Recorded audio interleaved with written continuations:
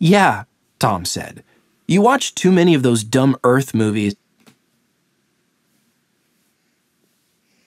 Chapter 6. Big Trouble.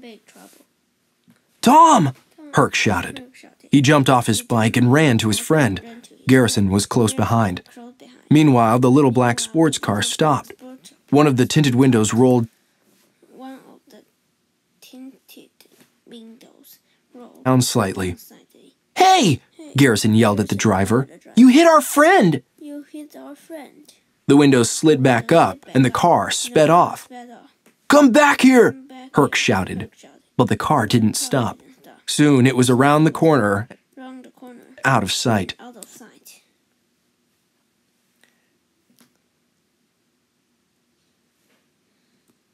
Are you okay? Garrison asked. Tom rolled around on the sidewalk and groaned in pain.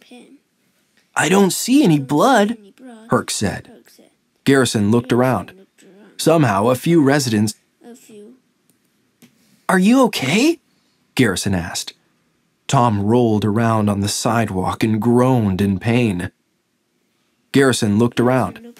Somehow, a few residents of Raven's Pass, the Earthling residents, had heard the crash. Are you okay? Garrison asked. Tom had heard the crash. They were coming, running toward the boys. Good, Garrison said, because if these people saw Tom's blood, they'd probably call the army. The Earthlings gathered around. One woman pulled out her phone. I'll call for an ambulance, she said. No, Herc said. He jumped to his feet. We'll get Mr. Jinx and Mr. Flute from the orphanage. They'll want to take care of Tom themselves. The woman made a confused face and dialed 911. I don't know, she said. I couldn't live with myself if I didn't try to help.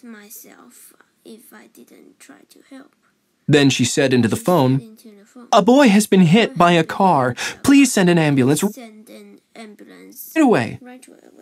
Garrison and Herc looked at each other. They both knew an ambulance would mean trouble. All the orphans had been told over and over not to end up at a doctor's office or a hospital. Their true identities as aliens would be easily discovered. We better get help, Herc whispered to Garrison.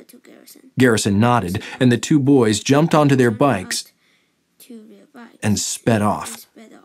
Where are they going? The woman with the phone asked.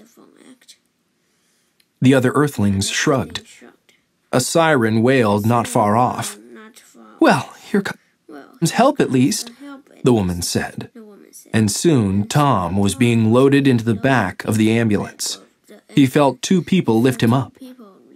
Then he felt the emergency van speeding through Raven's Pass toward the hospital. He couldn't think straight, but he had the sense that he was in big, big trouble. Then he passed out. Chapter 7.